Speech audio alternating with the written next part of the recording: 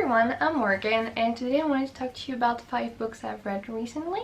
So as usual, I'm going to go from the one I like the least to the one I like the most. So the one I like the least is actually still a full-star read, and that was A Room with a View by E.M. Forster. This is a classic from the 19 something. Don't even know when it was published.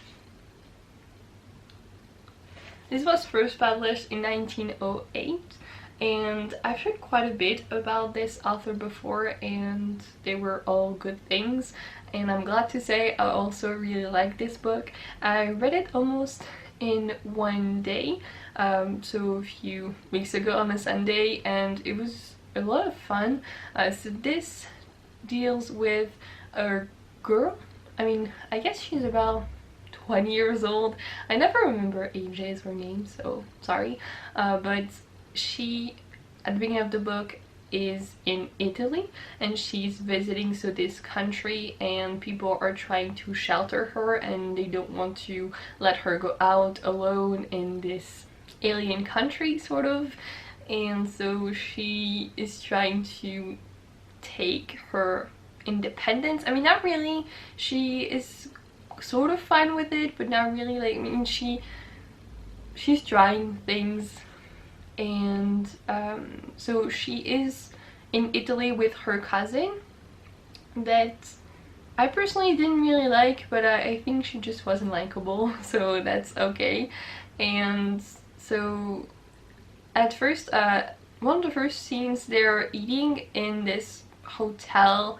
Not really a hotel, I guess it's, I don't know what they call it, some sort of house where people stay. It's the same as a hotel, but there are less people, and I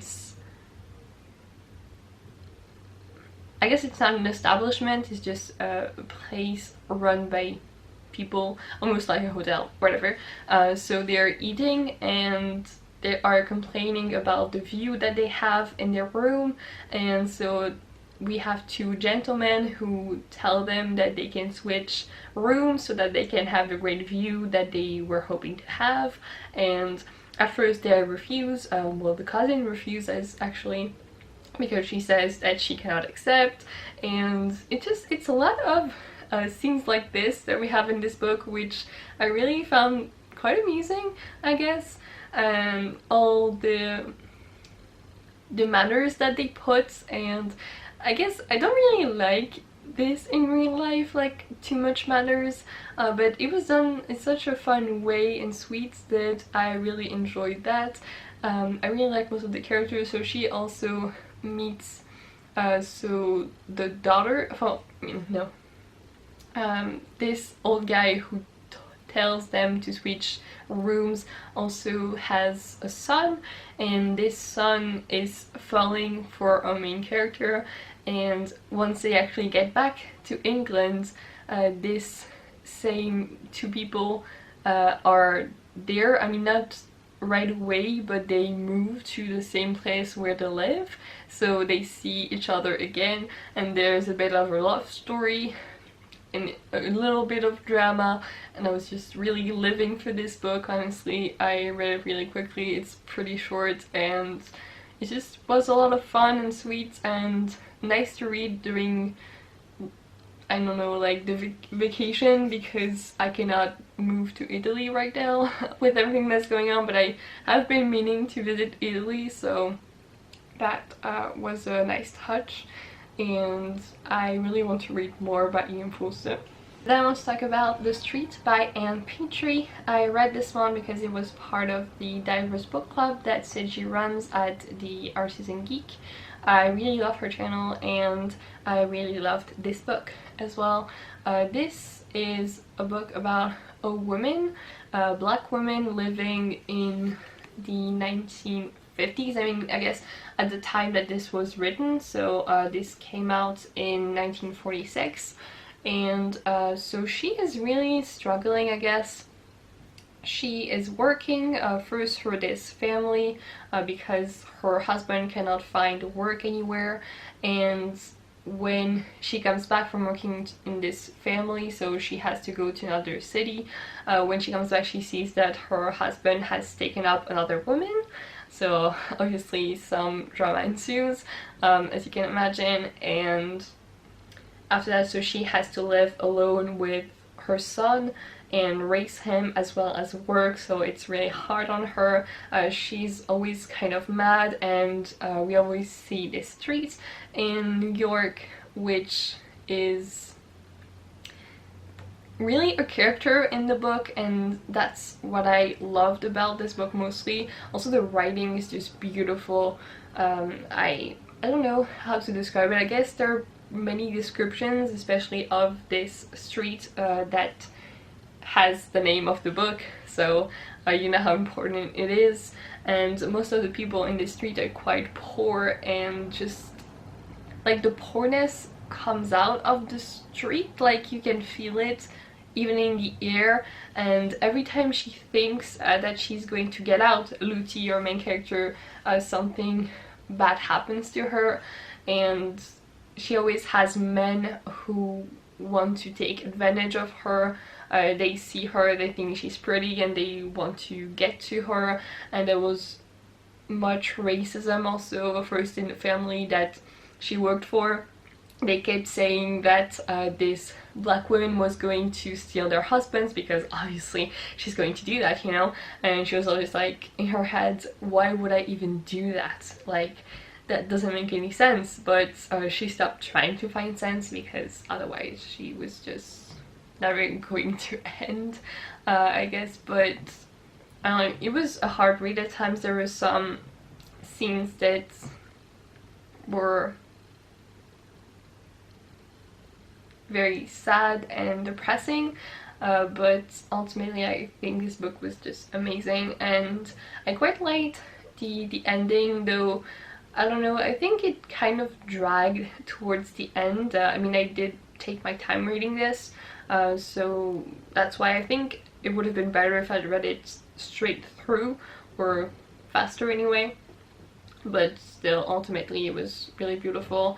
And we had many characters, so we had her son, who I really liked. We also had this other woman who had this flat in the upper floor or something, and we had this superintendent in her building who kept trying to have sex with her, and he didn't want to understand that she was not interested. So we actually had some other perspectives, so we don't follow just Luti, we follow this superintendent, and we follow another woman who lives with him. And it's terrible at times. Like, when we follow this superintendent, he always is thinking about her and all the ways that he can try to get at her, and towards the end, like, he does some terrible things to try to get her, and you really feel for her and you want her to end up good, but that's not life, and that's not what happens in this novel. So it is kind of depressing, but it's also beautiful in a way. So I don't know, I really liked it, but it did something to me in a way. Then I finally finished Assassin's Quest by Robin Hobb, which is the third book in the Farseer trilogy. I really did like this book, but it was so long. It's more than 800 pages, and honestly it could have been shorter. Some bits were really slow going, like the first half I would say should have been, I don't know, 100 or 200 pages shorter, because not spoiling anything, but just in general, they're looking for this guy, and it takes a lot of time to look for this guy, and it didn't need to take that much time, if you ask me. So that was a little thing, but I wasn't really hating any of the book. However, even if it was really slow, I really love the main character in this series, so Fitz. And so just following him in this world and the way Robin Hobb writes is amazing. So I'm not mad, but it could have been shorter, a lot shorter.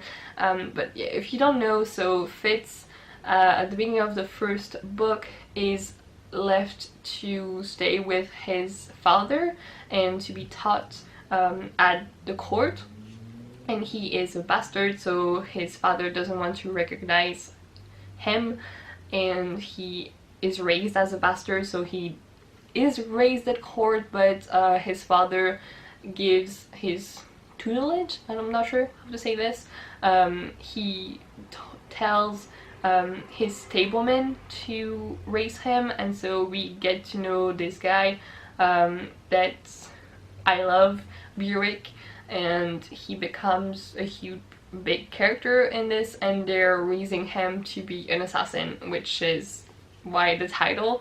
And I adore this series and the way the magic works. So we have two types of magic. We have the wit, which has to do with animals, so mostly like he can sort of understand like and interact with many different animals, but mostly you bond to one animal in particular. And at first it's really hard for Fitz because he's trying to bond, but the wit isn't really well looked on, and no, like it doesn't have a good reputation. So Burek, who knows a bit about the wit, is trying to teach him some things about it, but also just not to use it and just to squander it. But it's not that easy because it's part of you when you have that power. Not everyone has that power, same as the other bit of magic. So we have the skill, which not everyone can do because you have to have some Farseer blood, and so Fitz is sort of trained to the skill. I mean, he's being trained, but not really, because people hate him because he's a bastard, and they all think that he wants to steal their place in court. So we have a lot of politics in this book and the series, which I love, and I know most of the series has a lot of politics, so I'm looking forward to more of that. And so we follow all of this Farseer family, which is a crazy family, seriously, if you look at it. So we have Verity, who is supposed to become the next prince. We have Regal, who is a terrible guy, basically. We have King Shrewd at the beginning, who is getting very old and is soon going to pass his kingship. We have Fitz's father, whose name is Chivalry, and Chivalry we don't really see much of in all of the series, but I still really like him. But anyway, there are many different characters, so this is a huge series, huge book, so this is the longest one in the series, the third one, but the first two are also quite long. I mean, not the first one actually, it's pretty short, like, I mean, for a fantasy book, I guess, it's around 400 pages, whereas the second book is more than 600 and this is more than 800, so it's quite a huge investment, but they're really easy to binge read, so that's why I haven't read this like before, because I was waiting to have more time to read it. So I ended up binging most of this in like a weekend, and I really enjoyed myself, but as I just it could have been shorter, and I didn't really like the ending, however, in this book, so I'm looking forward to know more about this world. And yeah, it was a really cool ending. I just wish it had came a little bit sooner, but it did deliver, so at least there was that. Then another book that I finally finished is Alan Turing, The Enigma.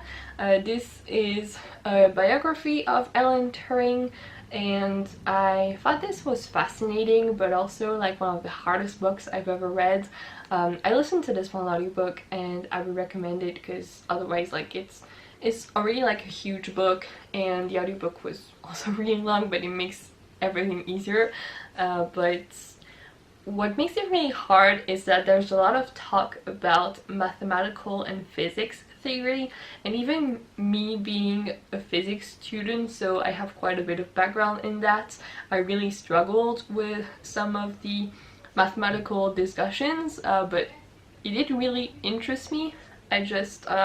I'm telling you that if you want to read this, like, you need to have some background or to do research while you read it, so that's really hard, but I really enjoyed getting to know Alan Turing, knowing more about him, because he's such an iconic figure of history, and I wish people knew more about him. And so this book deals with all of his life, but mostly about the place that he had in the war, building this Enigma machine and helping to decrypt all of the messages by German governments, German spies or whatever.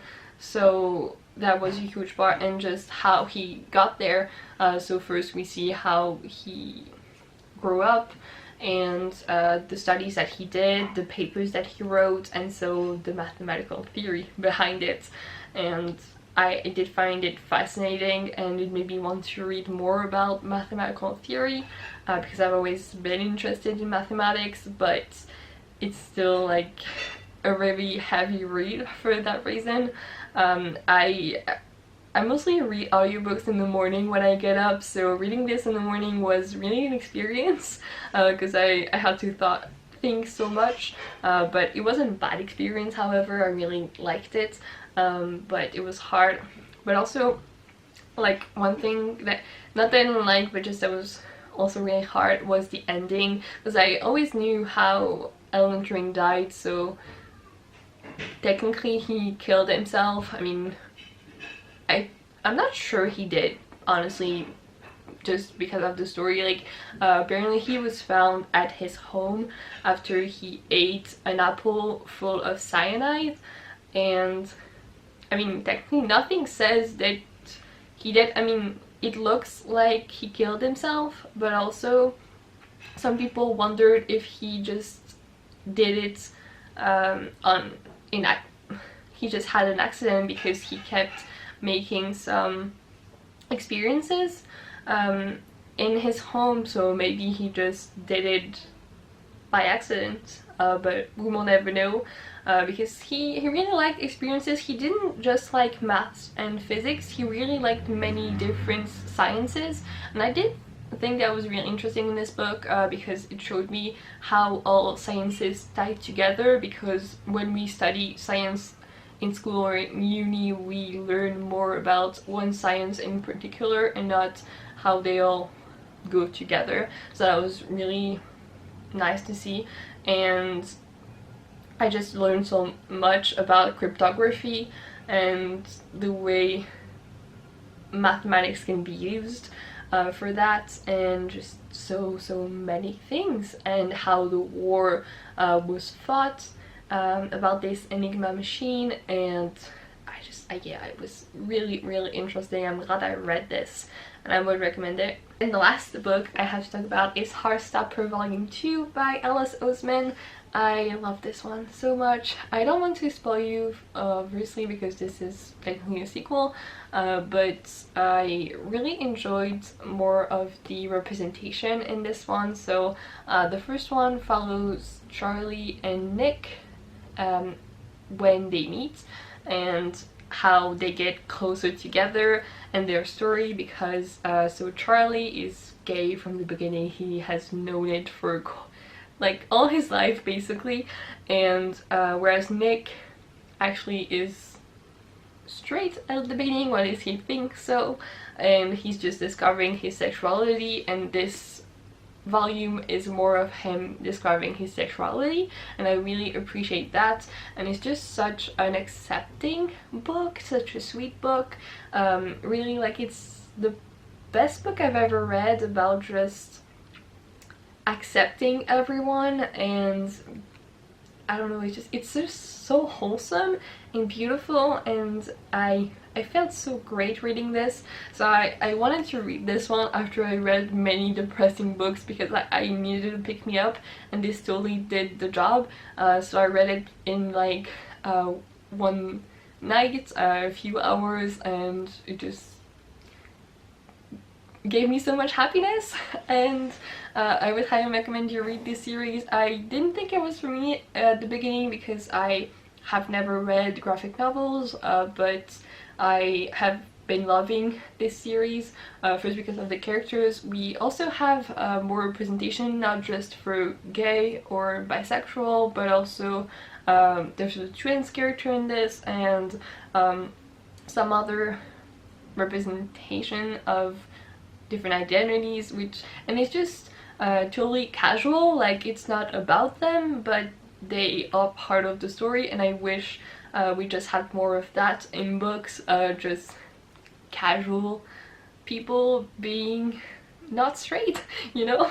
And yeah, it's so cute. And what I really love about this graphic novel especially is that I can really feel in the drawings the facial expressions and also the body talk.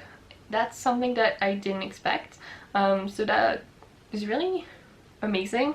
I feel that I can tell so much just by a drawing, so Oseman is an amazing artist for that, in my opinion. And yeah, just this was so good, and I can't wait to read the third one. I'm keeping this for one day when I will need to pick me up again, but I cannot wait. So yeah, that was the last book I had to talk about. Please tell me if you have any of these books, or if you want to read them now after hearing me talk about them. I'd love to know. But that's all for me. I'd also like to know if you have read any books recently and what you've enjoyed. So yeah, that's all for today. Thank you again for watching, and I hope to see you soon on another video. Goodbye. Dream I know, deep up my feelings feel